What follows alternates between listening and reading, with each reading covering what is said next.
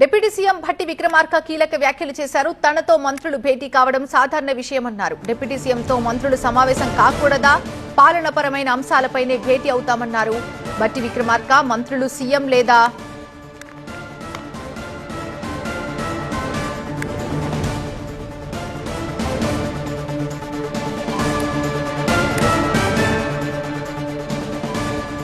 Deputy సీఎంతో మంత్రులు సమావేశం కాకూడదా అంటూ ఆయన ప్రశ్నించారు. దీనిపై మరింత సమాచారం మా ప్రతినిధి నారాయణ అందిస్తారు.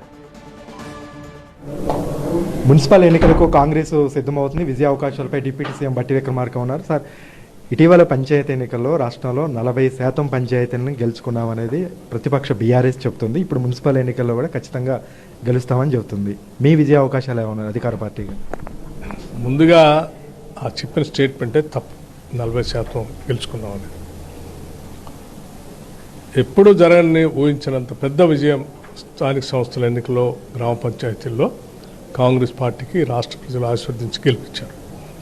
రేపు భవిష్యత్తులో జరిగే మున్సిపల్ ఎన్నికల్లో కూడా అంతకంటే పెద్ద స్థాయిలో కాంగ్రెస్ పార్టీకి విజయ అవకాశాలు ఆశీర్వదించి పంపిస్తారు. తప్పనిసరిగా రాష్ట్ర ప్రభుత్వం చేస్తున్న అనేక సంక్షేమ అభివృద్ధి కార్యక్రమాలన్నీ కూడా ఇవన్నీ ఉపయోగపడతాయి.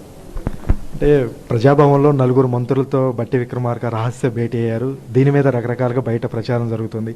సీఎం విదేశాల్లో ఉండగానే భట్టి విక్రమార్క సీనియర్ మంత్రులు భేటీ అయ్యారు, ఏదో జరుగుతుంది అనేది ఒక ప్రచారం జరుగుతుంది. దీని మీద ఏమైనా క్లారిటీ ఇస్తాం? ఎవరో పిచ్చోళ్ళు ఏదో మాట్లాడి ఉంటారు. ఉప ముఖ్యమంత్రి దగ్గరికి మంత్రులు వచ్చి మాట్లాడితే దేనికోసం వచ్చి మాట్లాడతారు? ఈ రాష్ట్ర పాలనకు సంబంధించో, రేపొద్దున జరిగేటువంటి మున్సిపల్ ఎన్నికలకు సంబంధించో, లేకపోతే ఇంకో అంశాలు, పరిపాలన సంబంధించిన అంశాల గురించి మాట్లాడతారు. మంత్రులు నా దగ్గర రాకపోతే ఆయన దగ్గర పోతారు, రాసిన ఆయన దగ్గర పోతారా? ఎవరి దగ్గర పోతారు? పోతే ముఖ్యమంత్రి గారి దగ్గర పోతారు, లేకపోతే ఉప ముఖ్యమంత్రి గారి దగ్గరికి వస్తారు.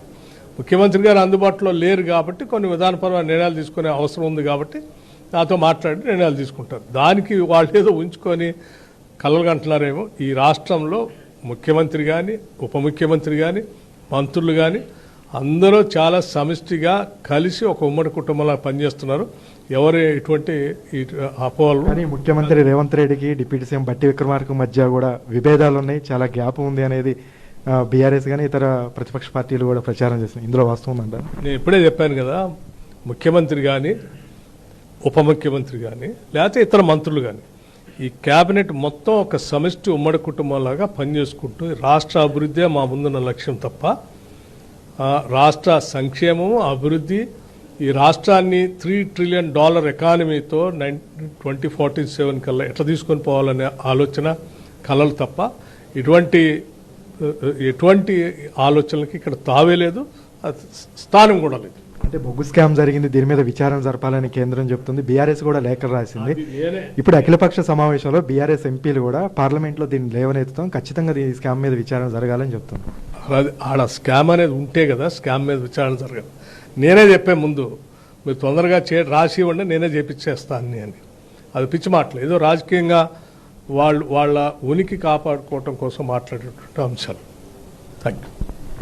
ఇది సీఎం, డిప్యూటీ సీఎం కానీ మంత్రుల మధ్య కానీ ఎలాంటి విభేదాలు లేదు. రాష్ట్ర అభివృద్ధి కోసం అందరం కలిసికట్టుగా పనిచేస్తున్నాం. మంత్రులకు సంబంధించినటువంటి భేటీలో రానున్న మున్సిపల్ ఎన్నికలో రాష్ట్ర అభివృద్ధి అంశాల మీద చర్చించాం.